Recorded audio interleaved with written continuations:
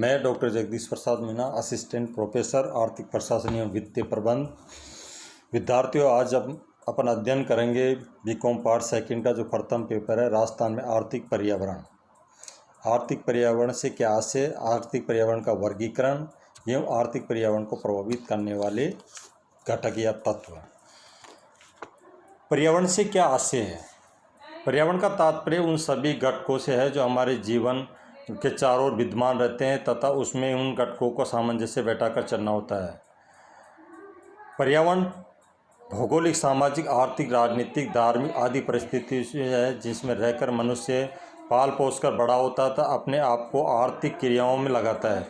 ये परिस्थितियाँ प्राकृतिक तथा सामाजिक कृत्रिम हो सकती है। देश काल में साथ इन परिस्थितियों में निरंतर परिवर्तन होता रहता है। इस कारण मानव जीवन के परिवर्तनशील पर्यावरण को निरंतर प्रभावित होता रहता है।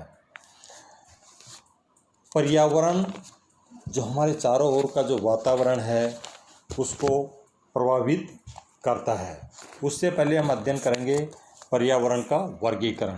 पर्यावरण को मुख्य रूप से दो भागों में बांटा जा सकता है: प्राकृतिक अथवा भौगोलिक पर्यावरण, कृत्रिम अथवा सामाजिक पर्यावरण। प्राकृतिक अथवा भौगोलिक पर्यावरण। प्राकृतिक अथवा भौगोलिक पर्यावरण का तात्पर्य उन परिस्थितियों एवं दशाओं से है जो प्रकृति द्वारा प्रदान की जाती है।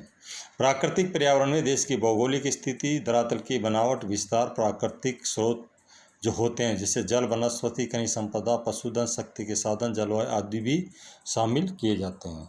और आर्टिफिशियल या सोशल एनवायरनमेंट यानी कृत्रिम अथवा सामाजिक पर्यावरण, इससे तात्पर्य मानव जीवन को सुखी, समृद्ध, शांत, स्थायी एवं व्यवस्थित बनाने के लिए स्वयं मानव द्वारा तैयार की गई परिस्थितियों या दशाओं से होता है।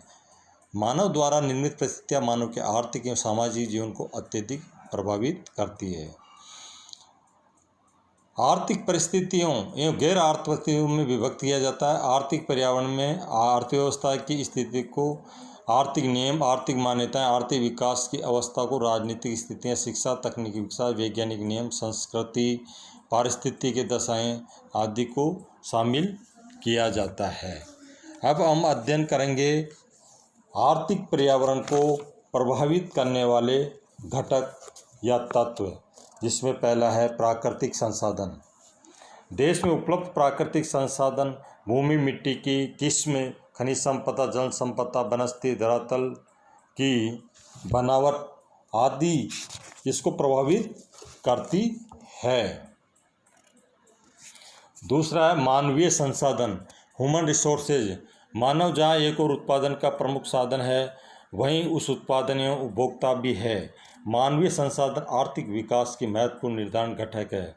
जिन देशों में मानव शक्ति सब स्वस्थ, बुद्धिमान, कुशल, प्रशिक्षित एवं पर्याप्त है, उन देशों का आर्थिक विकास तेजी से होता है। श्रम शक्ति की कमी, अकुशल तथा अस्वस्थ श्रम शक्ति आर्थिक विकास में बाधक होते हैं। नेक्स्ट पॉइंट है सामाजिक तथा सांस्कृतिक व्यवस्था। मानव की सामाजिक सांस्कृतिक व्यवस्था आर्थिक पर्यावरण को प्रभावित करती है। उन्नत एवं प्रगतिशील सामाजिक सांस्कृतिक व्यवस्था देश की आर्थिक व्यवस्था में समृद्धि में सहयोग देती है। नेक्स्ट है वैज्ञानिक और तकनीकी शिक्षा।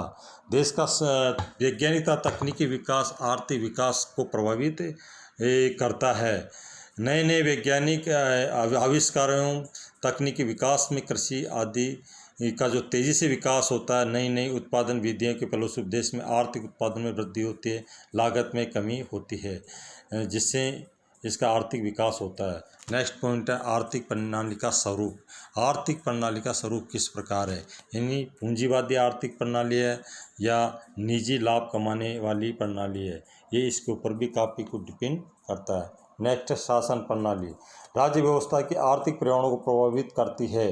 सामंतवादी शासन व्यवस्था में उत्पादन के साधनों का सामूहिक स्वामित्व, ये केंद्रीय नियोजन द्वारा तीव्र आर्थिक विकास एवं अधिकतम सामाजिक कल्याण प्राप्त करने का प्रयास किया जाता है।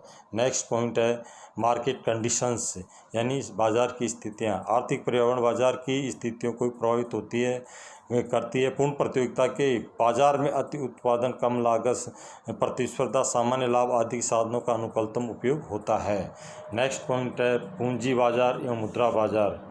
पूंजी बाजार एवं मुद्रा बाजार भी आर्थिक पर्यावरण के महत्वपूर्ण घटक होते हैं। पूंजी के अभाव में देश के प्राकृतिक मानवीय संसाधनों का अनुकूलतम उपयोग नहीं हो पाता।